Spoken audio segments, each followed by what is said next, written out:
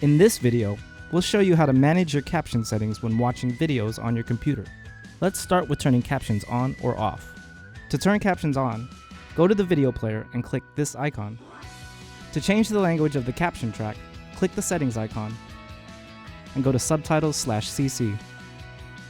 In this same menu, you can also change how the captions look by clicking options. You can adjust the font size, color, and other options from here. Before we go, we'd like to show you how to always show captions on videos. Click your account icon and then click Settings. From here, click Playback and Performance. Click Always Show Captions and then click Save. If you'd like, you can also enable automatic captions by speech recognition. And that's it! Subscribe to our channel for more tips and tricks.